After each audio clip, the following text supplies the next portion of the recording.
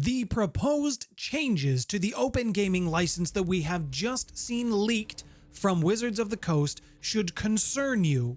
Not necessarily alarm you, but it definitely should concern you. If you play Dungeons & Dragons, as a GM, this could affect you.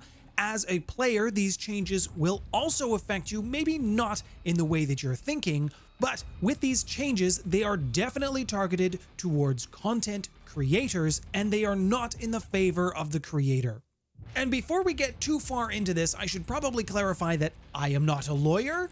I will probably misinterpret something, or maybe even after this video has been released, something will have changed. So there's that. I'm human, I make mistakes. Now there's a couple of questions that we need to address. First off, why are these changes coming about after 20 some odd years of having an open gaming license?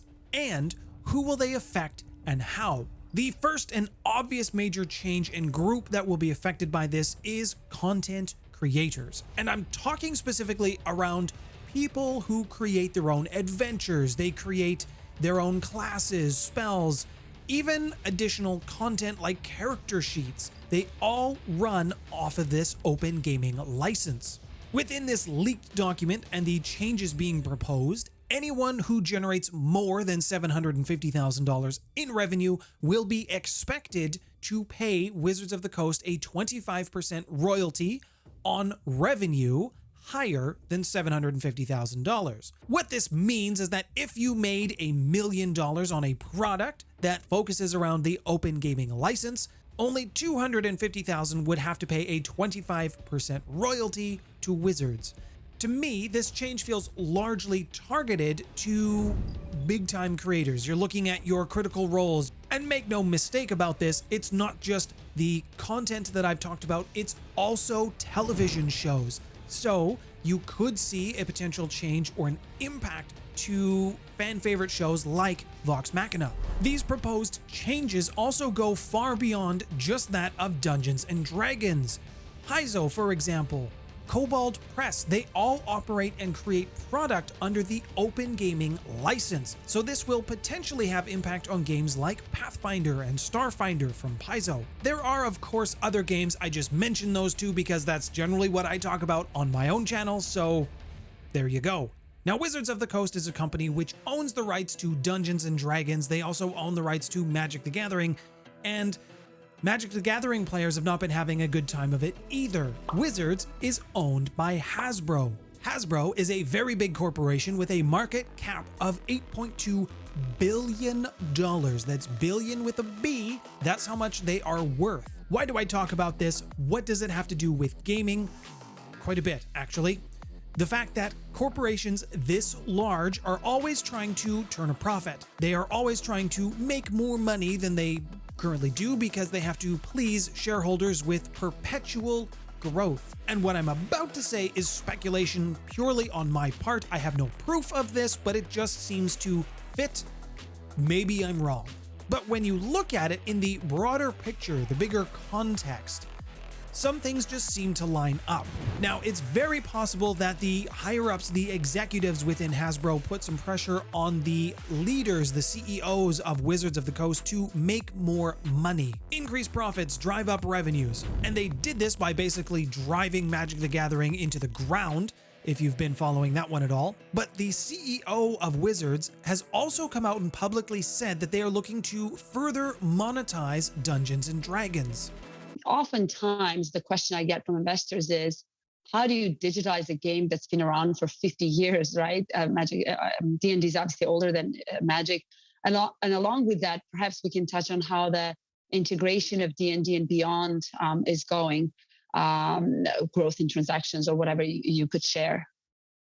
D&D has never been more popular, and we have really great fans and incredible engagement. But the first thing I saw with it is the brand is really under-monetized.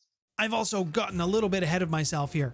If you're new here, my name's Nathaniel. I talk world lore around World of Darkness games and games within the Paizo-verse, as well as some other tabletop role-playing games, specifically in the grim dark universe settings. I just love a good dark horror story. If that's something you're interested in, I would love to have you join me at the table. And with this new leaked document, this new open gaming license, one of the proposed ways that they're doing this is by milking more out of the community. You know, the ones that helped build them up in the first place. In this context, it's not surprising that Wizards would suggest or present a new version of Dungeons & Dragons coming out, labeled 1D&D. I don't personally have a problem with 1D&D, at least with the content that exists within it. I think many of the changes that have been made that I've heard about, things that I've heard other people talk about, most of the changes and the content of 1D&D, for the most part, are generally going to be well received. It's not the content itself that I have a problem with, it's the new model that I can see Wizards trying to force on people or trying to build up. Subscription models are becoming much more commonplace in our daily lives. You have, Game Pass from Microsoft. You also have the Adobe Premiere Suite, which you pay for monthly. You don't own the software anymore. You have to pay for rights to borrow it.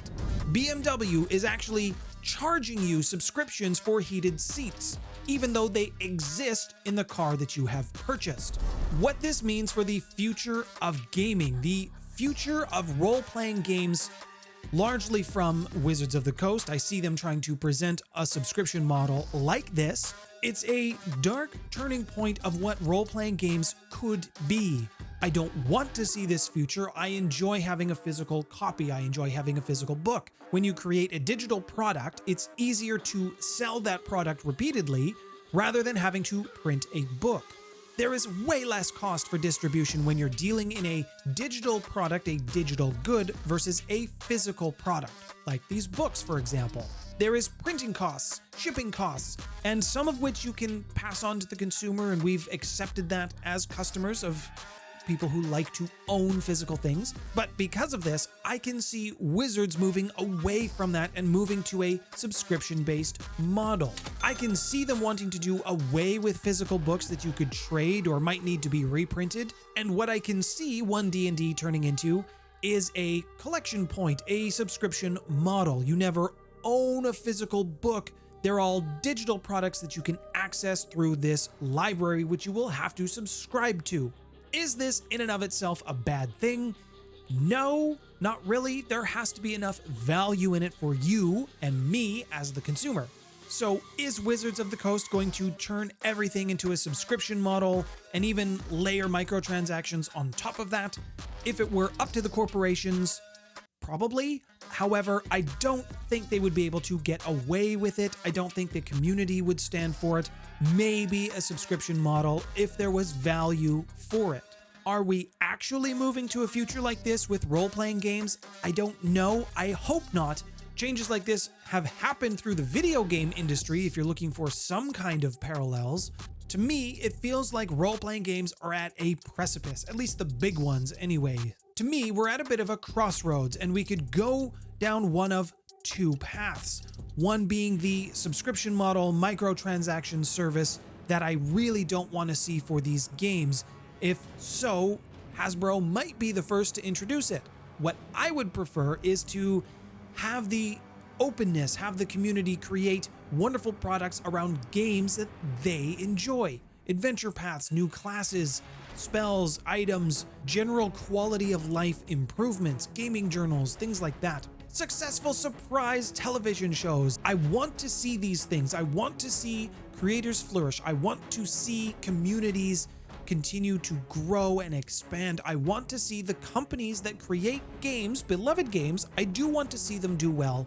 So at this point, I need to pass the question off to you as the viewer and those who enjoy games, either as a player, a creator, or a GM. What do you think is going to happen, and what are you concerned about? Tell me in the comment section below. Thank you to all of my patrons for supporting me and the channel. All of your support, your ongoing support, is greatly appreciated. My name's Nathaniel. Thanks for stopping by, everyone.